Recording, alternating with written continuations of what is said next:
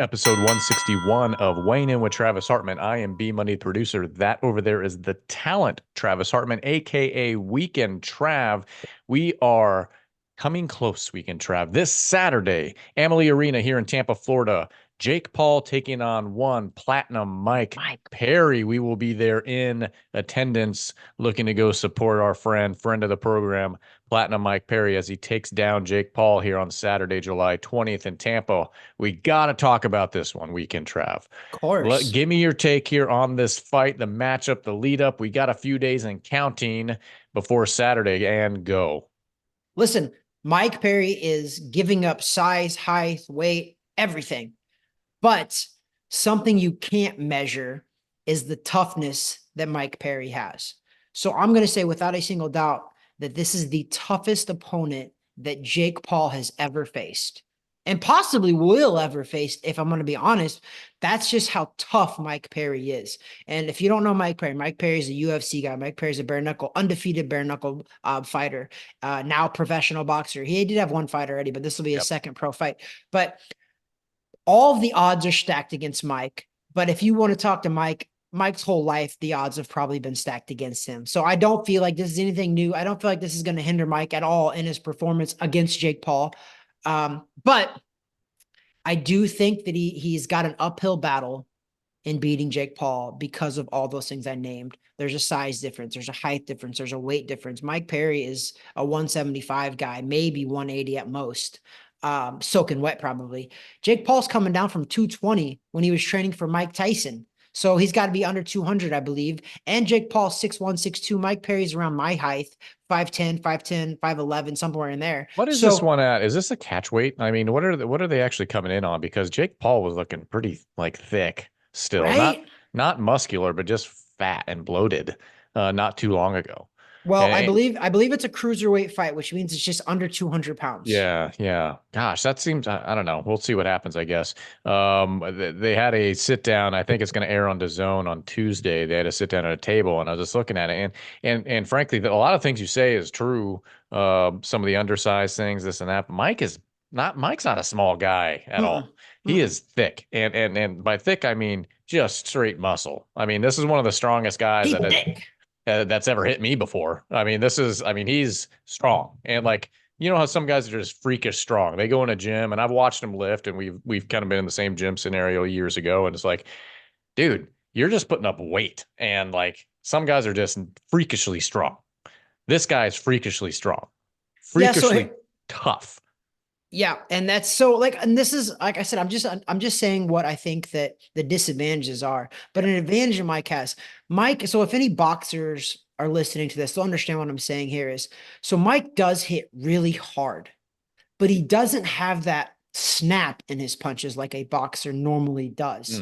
But when Mike hits you, when we just were briefly sparring for that round here, when we did the podcast with Mike about 6 months ago, we did a one-on-one with Mike in this corner. Go check it out. Weighing In with Travis Hartman. Link below. Mike Link Perry. is below. We did that. And Mike's punches, though, here's what it feels like. It feels like he's got cinder blocks on the end of his hand. And every time it hits you, you feel that thud. It doesn't have that snap like Terrence Crawford. This is how I explain it to everybody too. Terrence Crawford has that pinpoint snap accuracy. Right? If he just hit you and just pushed it on you, it wouldn't be that hard, but he snaps it and his technique is phenomenal. Mike Perry's got that cinder block power, meaning if Jake Paul sits right in front of Mike and lets Mike hit him, Mike can knock him out. But what Mike needs to do, and I think Mike knows this, and I'm not Mike's coach, so I'm not trying to overstep those boundaries, but for advantage for Mike is Mike needs to pressure Jake Paul, lay on him, hit his body constantly, because those cinder block punches to the body, they matter. That snap to the body is not necessarily as good as that snap to the head. So Mike doesn't have that snap on his punches. And I'm not saying that in a bad way. He just doesn't have that. He naturally has that power to where it's a thud. Just that hurt bomb. Yes. And he needs to lay on Jake Paul, lay on him, drill his body. I mean, jabs to the chest, jabs to the body, right hands to the body, hooks to the body, lay on Jake Paul and break Jake Paul down over 8 rounds. I think that if Mike Perry is to win this fight, or if Mike Perry fights a perfect fight, this is how it goes. It's ugly. It's just tough, rough and tough for 4 or 5 rounds. He tires Jake Paul out and then he beats on him. That's if I was his coach and if that was a game plan, that's what I would tell Mike. Mike, listen, it's not going to be pretty early. You probably are going to take some shots, but what I need you to know and to realize is we might lose the first 4 or 5 rounds, but we are going to break him down and we are going to bang his body because Jake Paul has shown that he does get tired Yep, later on. He it's true. does. Tyrone Woodley, he was getting tired later on. All of those big fights, even the Nate Diaz fight, he fades a little bit down the Fury. stretch, which you're fighting 10 rounders. I get it. You probably will fade a little bit. But I think because Paul went up to over 200 pounds, I think his cardio and his conditioning is not going to be where it needs to be because it was such a quick turnaround from when he was supposed to fight Mike Tyson July 20th. And now that he's not, he had to drop weight and fight Mike Perry now. I don't think that his stamina is where it needs to be. And I think if Mike Perry wants to win, he will exploit the hell out of Jake Paul's lack of stamina, lack of toughness, and he will put it on him. See, that'll be the interesting thing on Mike's side too, though, is the stamina. I'm not here claiming that he doesn't have it. It's just that we haven't had to see it. When you think about it, think about his bare knuckle fights. They're usually over somewhat quick, or at least within the first 1, 2 rounds, something like that. He's had one, I think one or two that when I think Julian went the distance, and I can't The remember the other one. earlier ones, the earlier Yeah, ones, yeah. But Michael Venom Scott. we haven't had to see him Okay. for an extended period of time. Because what is this? This is 8 rounds with Yep. Jake. Yeah, we haven't Eight had to 3-minute rounds. we haven't had to see that. And even in the UFC days when he would go the distance on a couple of those, it's those aren't the same either. I mean, you're They talking were three also rounds. three 5-minute rounds. That's Yeah, 15 minutes total. You're yeah. talking about 8-3. That's 24 minutes total, not counting the 1 minute rest in between. So And you're same talking thing. That's about 30-minute years fight. and years ago. So training is going to be interesting for both of these guys on the cardio side, on the stamina side. So I don't know if who I would give the advantage to on that one way or another. Maybe Mike, just because Jake's having to cut so much leading into this thing. Um, I'm torn here because obviously my heart's telling me I want Mike to win, and I think he can. But here's my concern. I should say, I'll put it that way. Here's my concern, seeing how Mike fights, and he's very committed to the way he fights. If his head isn't moving and he's going to go right in on him, if he's going to go right for him, that's going to leave him susceptible to, everyone knows it, it's the overhand right from Jake Paul, right? And Yep. and Mike Yep. knows this too. He knows Yep. this. Yep. Everyone's telling him. His coach is telling him the same thing. That's going to be the deadly weapon that we're trying to avoid. But that doesn't also mix in with the typical strategy of straight in on the opponent, not moving your head, just trying to inflict your will, smother them, this and that. That's going to leave you eventually possibly open for that. So my concern is that I don't want to see this. We go deep into this thing and Mike's looking good, and all of a sudden just a lapse of judgment, and it's over because of some stupid overhand right that probably, just found its home, right? That's what I'm Mhm. concerned of, is that I think he has the potential and ability to beat Jake, as anyone does. But he has to be smart about it. He has to be Yep. smart. He has to control and rein in his emotions too. Yep. So as long as he can do that, then I think he's the victor. So we'll see. We'll see Yeah. on that. I think that, so you touched on something that's, you're correct. So I just think that was how Mike needs to win, is press on him, test his stamina, but also Sure. you're 100% correct, is Jake Paul has went 10 rounds now with Nate Diaz. So he's proven that he can do that. So that is actually an advantage for Jake Paul right now. Yes. But Mike needs to definitely try and test that, because Mike has that mental fortitude. Mike's got that David Goggins type of mentality to where he won't quit for anything. However, you brought up another point. So I was naming off all of the positives that Mike needs to do to win, but the negatives are this: UFC fighters in general, and Mike's BKFC career right now too, he doesn't move his head. Okay. And the reason I bring that up is because boxing is different. Those punches, while there is pillows, Mike calls them pillows, which they're bigger. He fights with bare knuckle. It is a pillow compared to what he fights with. But those pillows, boxers punch differently. Okay. And as much as grief we want to give Jake Paul, He's taken this sport pretty seriously. I do consider him a boxer. I'm not saying he's a high level pro. I'm not, and I won't say that yet. But he is a boxer. He does punch like a boxer now. He has that right hand where he knocked out Tyron Woodley cold. Granted, I know Tyron Woodley's a UFC guy, but how he knocked him out. Jake Paul can punch. And Mike has been in sparring with Jake Paul, but even sparring is different. 16-ounce gloves, headgear, all of that is different. So I know that Mike is completely tough and very capable of taking a shot for sure. But I hope and I caution that a punch from Jake Paul, a right hand, is a lot more serious Yep. than the If average it's person clean. thinks. I mean, Yes. all of his knockouts and things like that have been clean. I mean, I there's mean, button. nothing just on it. So even you to look at the Tyrone Woodley, I mean, his hand wasn't even up. He just caught him perfectly. Like anyone could have knocked somebody out that was that was standing there, if you have some power behind that punch. Jake Paul, I'll be honest, he also doesn't have the greatest head movement in the world either. I mean, Nope. let's look at it. When he fought Fury's brother, how'd that fight go for him? Yeah, and Tommy Fury outboxed him, and Tommy Fury, in my opinion, either It's is not a not a great real boxer. he's not a real professional boxer, in my Yeah. opinion. And you know what? I'm gonna stand on that, and I'm gonna stand on it because you know what? I fought 170 amateur fights, 46 pro fights. Tommy Fury is not a real pro either. So don't give me garbage that he is. He's not. But is he pretty good? He is. He beat Jake Paul. He outboxed Jake Paul. So Jake Paul can be outboxed, but I don't think that's how Mike Perry beats him, right? Yeah. I think Mike Perry's strengths are use your mental toughness, use your mental fortitude, use your no quit attitude, but also in the process, keep your fucking hands up, Yeah. move your Yeah. head a little bit. And if you can smother Paul, you're good. If you give Paul range, if you let Jake Paul measure you out with that jab, because that's why Jake Paul lands those right hands, by the way. He's got a pretty good jab. And if you watch his fights, he will jab up and he will jab down to Yeah. the body. Yeah. As soon as he starts jabbing down to the body, I'm like, uh-oh, here comes the overhand right. It's coming soon Yeah. because that's what he's It's setting up. telegraphed. It's So very Mike, telegraphed.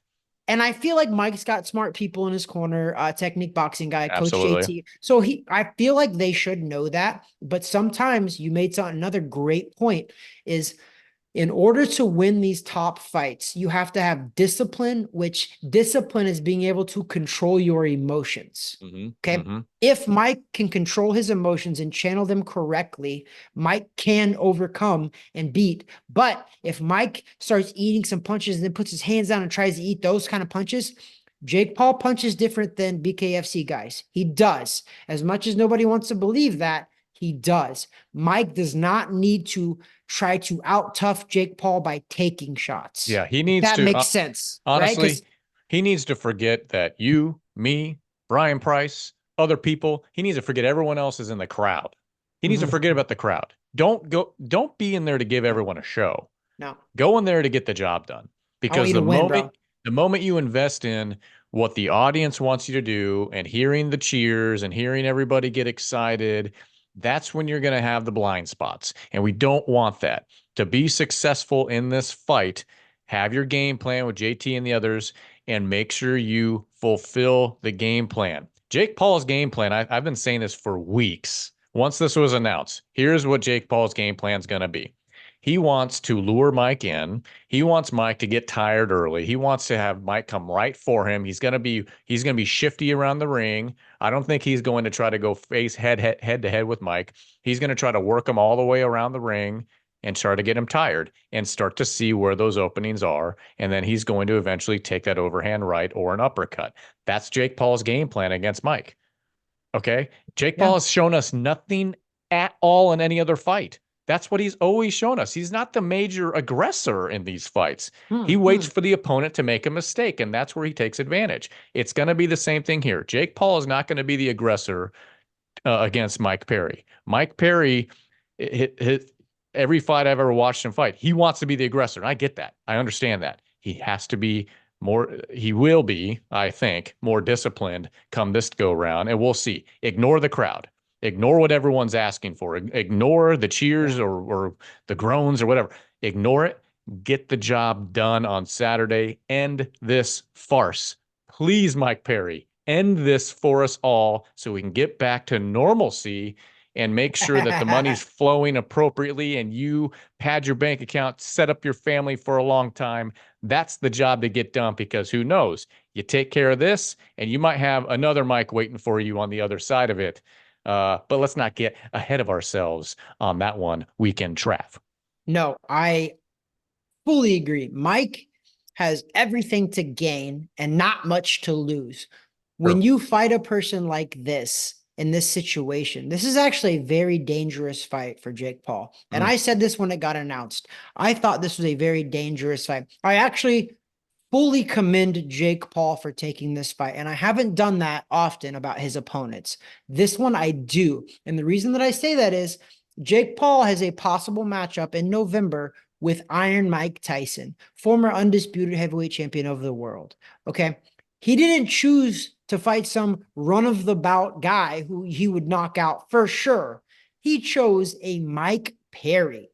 So I applauded Jake Paul by fighting Perry because Perry is a hard-nosed, tough guy with nothing to lose. If you watch Mike Perry and how he fights his BKFC fights, his UFC fights, this guy, I said this to Mike on the podcast when we did everything. Mike is one of those guys that will literally, and I hate to say it like this, but he's one of those guys that you will have to take him out in a body bag out Yeah, of he that wants to ring be carried. before He he wants to will be carried. quit. He wants to be carried out on his shield, and you know it. Yes. You know And he's an that's animal in that ring, in that cage, whatever you put him in. That triangle ring that one time was kind of a weird one. That he's an animal in there. Okay, and he will willingly be carried out on his shield.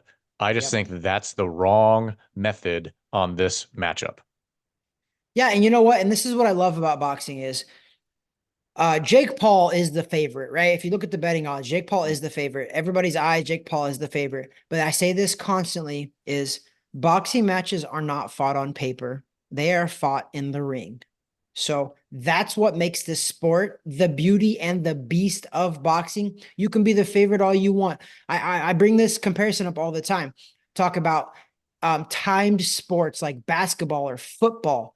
You could have a lead and then you just got to set on that lead and you can cruise and run the timeout, right? In boxing, you can't do that. If Jake Paul's beating Mike Perry for 7, 8 rounds, and in that last 8th round, Mike Perry can throw a Hail Mary and knock him out. No other sport, no other regular sport, you can do that, right? You can win with one punch. Boxing, you can be winning every single round and get knocked out in the final round. There's going to be no cruise control for Jake Paul. And that's what I like about this is that the beauty and the beast of boxing is you can be winning every single round beautifully, but the beast of it all is you can't cruise. You have to still fight every single second till the end because that other guy still has a chance, even Mm. if it's a 1 in a million, to land that big shot and knock you out. Mike Perry has that. As long as his stamina is where it needs to be, and that's where we don't know. We haven't seen him. I know Mike's training his butt off, but 8 3-minute rounds is different than 3 5-minute rounds in the UFC. It's different than 5 2-minute rounds in the BKFC. Mhm. However, I think if anybody could pull it off and adapt to that scenario, it is a platinum Mike Perry. Mm. So if anybody could pull this off, and if anybody were to beat Jake Paul, B Money, I think we're in 100% consensus here. I hope it's a guy like Mike Perry. Yeah, I agree with you. Let's stay in this fight. Let's wrap up our comments on it. I'm going to throw it to you for keys to victory. We're going to go first, Jake Paul, keys to victory, and sum it up. Don't not a just bullet points. Jake Paul, keys to victory, and then keys to victory, Mike Perry. Folks at home, we haven't planned for this, so this is off of this shooting from the hip here. 100%. Weekend draft. So keys to victory for Jake Paul against Mike Perry. This is easy. If I'm Jake Paul's coach, I'm telling Jake Paul, control your distance with a jab. Do not let Mike Perry in. You need to measure Mike Perry out, measure him out with the jab to land your big overhand right later on and knock Mike Perry out. But you can only do that if you control the distance with your jab. And Mike Perry is an animal. He is going to try his hardest not to let you control that distance and to crush you and be on your chest the whole fight like a bulldog. Now, on the opposite side, Keys to Mike victory, Perry, Mike Perry. Mike Perry has to press the action, has to beat up Jake Paul's body, has to rough Jake Paul up. And you don't even rough him up. Mike needs to actually do a couple little, not illegal, but some old school moves on the inside, meaning, lace him a little bit, Oh, maybe dirty boxing. a little That's elbow, okay. maybe, get a stern warning, but you Yeah, need that. You need to whatever. show this former Disney kid that you are a BKFC guy, you are a UFC guy, you are a boxer now, and you are coming here and you're not playing around. You are fighting for your family, you're fighting for your legacy, you're fighting for your name. If Mike Perry can channel all of that into a beatdown of Jake Paul, and I'm saying Jake Paul should not be able to breathe. I want Mike Perry to control every breath Just Jake hurt Paul him. takes. Just hurt him. Just Just hurt him, keep hurting be him. on his chest, constantly this on the inside. Just pound it. It doesn't have to be a great big shot, but just that pounding on the inside. And if you can do that for 6, 7, 8 rounds, I think that you could possibly make Jake Paul quit. Just keep aware of that overhand right that is he's trying to chamber up and ready for it. So those are the keys to victory. Keys to victory for Jake Paul, as well as keys to victory for Platinum Mike Perry here on this Saturday, July 20th, Amalie Arena. They're in Tampa, Florida. We will be in attendance. We'll be shooting whatever we can and posting it to, not only Instagram, but maybe even YouTube stuff, whatever we can do, folks. If you're following us, stay tuned to that. If you're not, hit subscribe below on all the channels, everywhere we are, all the socials. And I think there's even a TikTok. I always say that. Just look for it. Weighing in with Travis Hartman, all one word. Weekend Trav. I guess that is the final comment we're going to have about that fight. It is. You know what? The awesome thing about all of this is we get to watch it live because it's at Tampa. We are driving Beautiful. over. We bought tickets to support Mike Perry. Oh, and We'll by the be way, there. Amanda Serrano's fighting on this card. Oh, by the way, friend of the program, Corey Marksman, also local guy, also fighting on the card. So it's going to be a great show altogether. I Oh, haven't checked lately is if it's sold out or not. Go ahead. ironic thing on there is Julio Cesar Chavez Jr. Uh, is fighting Elijah Hall on this card. And the reason I bring this up is because Elijah Hall yeah, or Uriah Hall.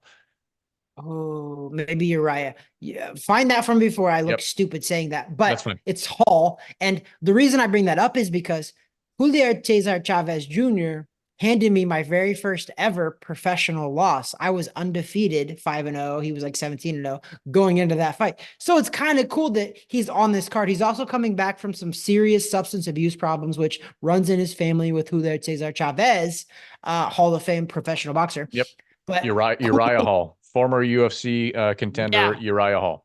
I believe he's 1-0 as a pro boxer. I think I was looking that up. So Chavez Jr. is a former world champion as well at middleweight, I think it was. But I think that's a cool and interesting fight. We also have Corey Well, Marshall with a let's stay on rematch. this. Let's stay on this for a minute. Not the main event. The main event, obviously, we know Jake Paul versus Mike Perry, cruiserweight bout. But we have Amanda Serrano taking on Stevie Morgan. That's women's super lightweight I think that's the title. co-main event. Yeah, co-main event. Ashton Sylvie, okay? He kind of goes under the radar a bit, but this is part of the staple there of MVP. He is fighting as well. Lucas Body, looks like. Lightweight fight. H2O is fighting too. Yeah, that's what I mean. Ashton Sylvie. Oh, yeah. Um, Tony Aguilar is taking on Corey Marksman, which we mentioned. You mentioned Chavez Jr., Uriah Hall. Shadeja Green taking on Natasha Spence. Okay, so we have Oh, another yeah. MVP on the card. And there's a few other under. This is actually a pretty stacked 1, 2, 3, 4, 5, 6, 7, 8, 9, 10 fights on this one weekend. I think Trav, it's good, man. goodness I'm gracious, excited. that's going to limit our pregame activity there No, in we're gonna have to Tampa. get in there and get to our seats and watch these. I think every one Mm. of those fights that you just named are very watchable fights. They're very fights that I'm intrigued by because Yes. I'm curious of the outcome and how it will be. So I'm gonna be there for those. It's And an I know you will be as well. it's an intriguing card, and chances are the tensions will be heightened not only for the competitors and the contestants, but it wasn't just 48 hours ago that we're filming this on Monday. 48 hours ago, I was watching TV and there was a man being ushered off of a stage somewhere with his fist being pumped in the air, yelling, "Fight, fight." He had blood going across his face.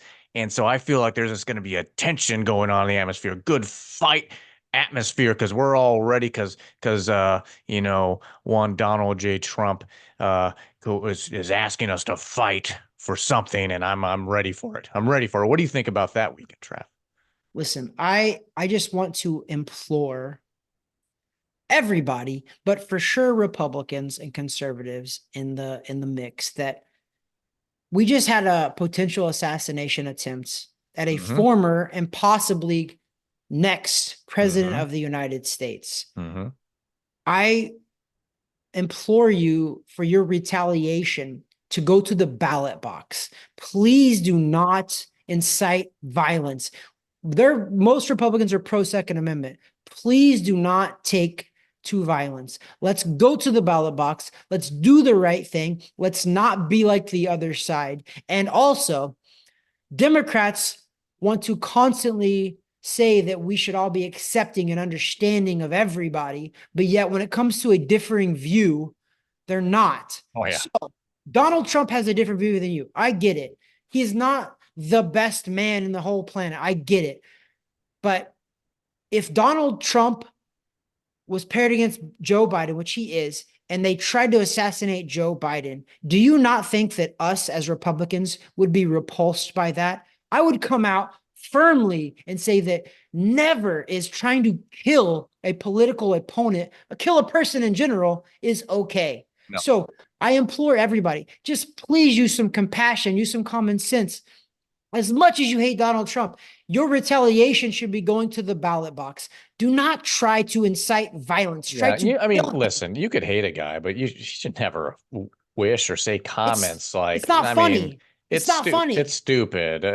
Like, listen, he came within a centimeter basically of his life, and you know how horrible that would have been if that actually occurred, if that was what people witnessed live on TV, and the kind of the ramifications of that, the ripple effect of that.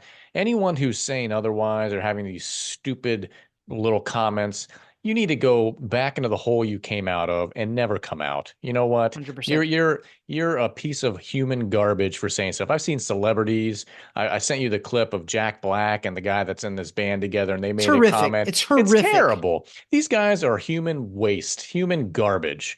Go back to the frickin' dump where you belong, because you should never wish that upon anybody, politics or not. That's just horrible to even make comments about that. Someone's life. Give me a freaking break over here. Anyways, we Here's the person digress. we should make famous though. And there was an innocent bystander that was Yes. murdered. Sure. There Yes. was a guy in the stands that covered his wife and his daughter and actually got murdered. A 50-year-old. His name was Corey. I can't pronounce it. It's Compertore, Comperatore. I want to just, for his family, his friends, our prayers go out to you. This guy was a volunteer firefighter. This guy he's 50 years old, had a daughter, had a wife. Can you guys please just put the identity politics aside for a second and realize that a president almost got murdered? An innocent bystander in the stands who was just exercising their freedom of speech by going to a presidential rally was murdered in cold blood by a Lone Star lunatic. Can we all please just wrap our brains around And that? others Even hurt. Trump And others hurt and too. others were hurt, 100%. But wrap your brains around. At the end of the day, and I said this, I actually made this post a couple of weeks ago after the presidential debate. I have immense compassion for President Biden right now. I feel very much empathy for him. The fact that he went out there, he's 81 years old, and the poor guy is clearly declining. Nobody can deny that now. That debate showed everybody, including the Democrats. So I have the same compassion. I don't care that he's a Democrat. Okay. They're still Americans, right? Like, I have compassion for this man. Have the same compassion for your fellow American, which is Donald Trump. You can hate him all you want. The fact that you want him to be murdered Yeah. is it says more about you than it says about Donald Yeah, Trump. don't be a douchebag, okay? Everyone should needs to go to their social media pages and exercise some judgment and maybe clear some stupid stuff out that you may have said during that whole thing, because Yeah. history will always be the ultimate judge Don't be a douchebag. That's my bottom line advice. Don't be a It's douchebag. great. Okay, let's get back to boxing. We had another friend of the program who boxed this morning. It was nighttime over there in Japan. One Jeovanny Estela. So by the time this posts, probably post, I don't know. Anyway, it doesn't matter. So he was fighting there in the $1 million, I can't remember the name of the Prize tournament, fighter tournament. prize Prize fighter fighter. tournament there. It was on DAZN and whatnot. So we can give us a quick breakdown and rundown of that one as well. Listen, Jeovanny Estela, who trains and resides in Orlando, Florida, Puerto Rican heritage. He fought in the first round of the quarterfinals against Aaron McKenna, undefeated boxer as well. Jeovanny stepped up to middleweight, which is Yeah. 160 pounds. He normally fights around 147, 154. He lost a 10-round stoppage over in Osaka, Japan at 4:45 a.m., which we watched. We posted on our Instagram page. You follow us. We did live updates about that. Um, Jeovanny dared to be great, and we talked about it on the podcast. And I was very happy that he was daring to be great because I think that's how you be great, right? You dare to be great, and that's what he did. And unfortunately, he came up short. Jeovanny, never once in that fight did I think he was completely outmanned or outclassed. I think his skill level is on that level, right? I just think that McKenna implored his game plan and really made his game plan work. He smothered Jeovanny the whole entire fight. You could massively tell the size difference, especially the later the fight went. McKenna, come to find out, was in training camp with our boy, Terrence Crawford, by the way. So he'd been training, sparring out there in Vegas. So Aaron McKenna is a very quality individual, a very quality fighter. And this time around, he came up on the winning side.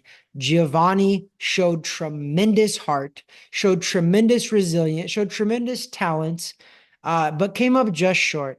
And I hope that Jeovanny, this is his first big time fight. He is now 14-1 as a professional boxer. I pray for their health. I pray for his safe travels back. But I also pray for their patience and Yeah. understanding that one loss is not the end of the world, but you don't lose, you learn. Now, if you didn't learn anything from this, then you did lose, right? So I just implore their whole team, Papa Estela, Craig Duncan over there, School of Hard Knocks. I just pray that they are smart enough, experienced enough to really bring this kid back. And here's what I was just telling a casual guy I was talking about boxing with. I will tell you right now that I can predict Jeovanny's career based off of his next fight. I will predict to the T how his whole career will end up based on his next fight. And what I mean by that is he went from being undefeated for 3-4 years in the professional ranks to now he lost his first fight. He doesn't know how to lose B Money, right? He was 14-0. He was undefeated. He beat everybody that he fought. So what I mean by I'll be able to predict his career because this first fight back is going to be very indicative of how the rest of his career will be. So I hope that they take their time in processing this, take their time in setting up their next fight. And guys at Box Lab like Eric and Mari, they're very good at this. They're very smart at this. So I just hope they follow what the experts and what the experienced people are telling them. And I mean this to Jeovanny Estela and their team is listen to the people around you, take it to heart, learn from this. But at the end of the day, you showed me mental toughness, that testicular fortitude, that you had no quit in you. You took the biggest punches there were. You delivered some big punches because McKenna was a little bruised up too, but you came up on the wrong side of the decision this time. Maybe next time is different. So go back to the drawing boards, go back to the lab, keep your faith in God and know that everything happens for a reason. Yeah, definitely. I mean, listen, it's one thing to be invited to the show like that. Awesome. Only 8 in the Congratulations. world. Only 8 in the world. And not only that, invited without even being in that weight class, actually to step up. Now, he was on paper, the underdog.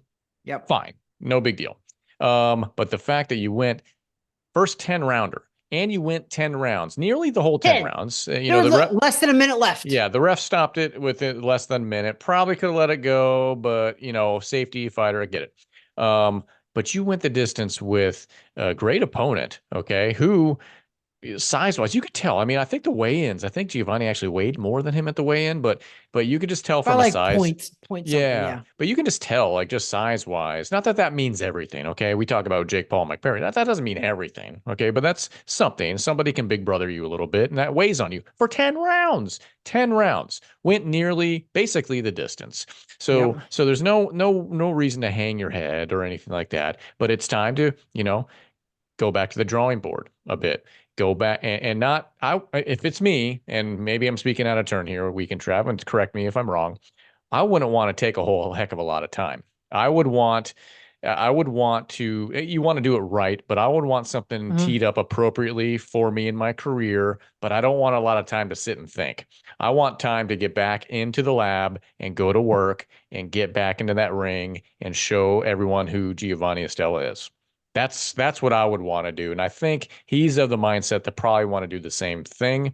Because I think the longer someone sits after something like this, you start getting the what ifs and the whatnots in your mind, and that's not good. That's not good.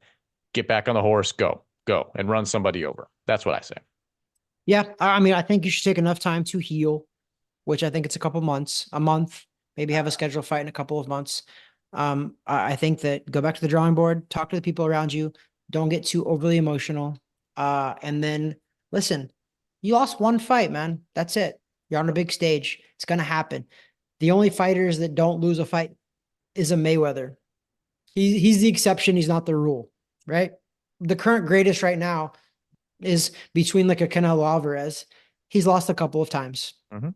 It happens. Learn from that and move on. So that's all it is. It is a one. You had one Ups. night to where the guy was better than you that Well, night. and we're That making night. and we're making a lot of assumption here. He might be thinking that. He might be hearing this and be like, "Guys, I'm already there. Don't Yeah, don't exactly. sweat. No sweat. No sweat. I'm with you." Good. So he If might be that's the thinking that case, already. great. Yeah. All right. So we can try. We got that. We had that. What else you got for us? You got anything else for us you wanted to jump into? We kind of gave our political rhetoric. We already kind of did a little bit of that.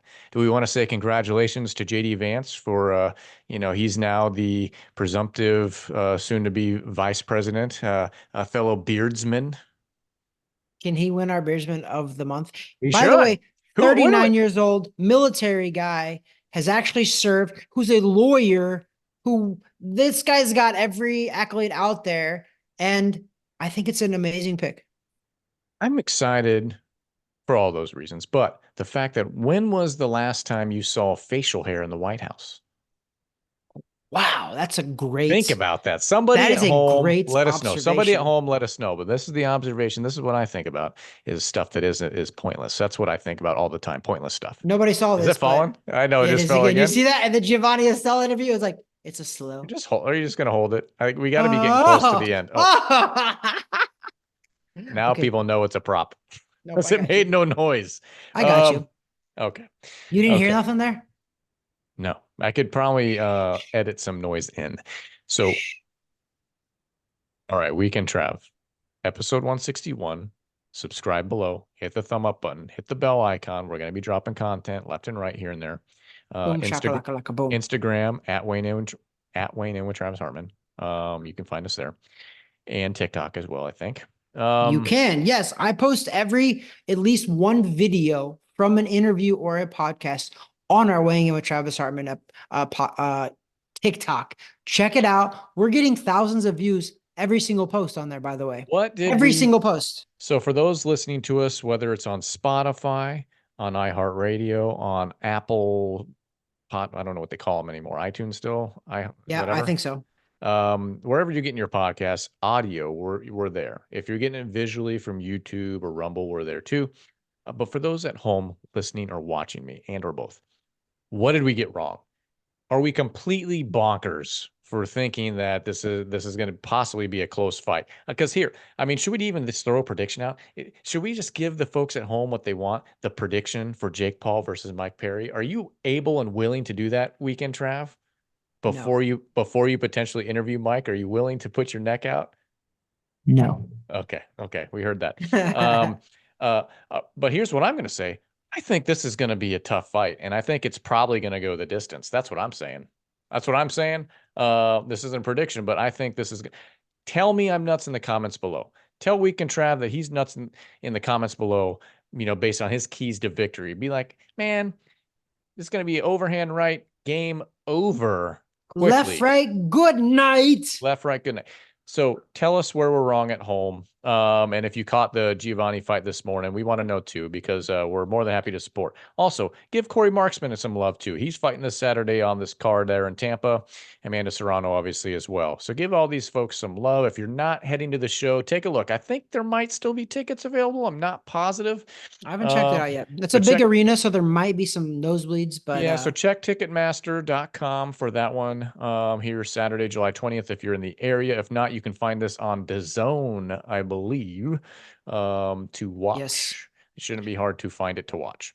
it is on DAZN pay-per-view, B Pay-per-view, Money. It's not not Triller. Is just it Triller? DAZN. No, Not it's Triller? DAZN pay-per-view. So it's gonna be big time. But you know what? Thank you guys for listening. I appreciate your subscriptions to us. I appreciate your follows to our Instagram, to our TikToks, to our Spotify's, to our YouTube. Come check us out on YouTube. B Money. Not only does he have a voice of an angel, he's also got the face of an angel too. So come check him out. My hair looks pretty good today, too. I don't know. It does, dude. The lighting is really good. Come on now. Come on now. Is that it? If you don't know, you ask, better call somebody. That over there is the talent Weekend Trav. That there is B Money, aka producer, the man, the myth, the legend, my dude. See everyone Saturday in Tampa, Florida.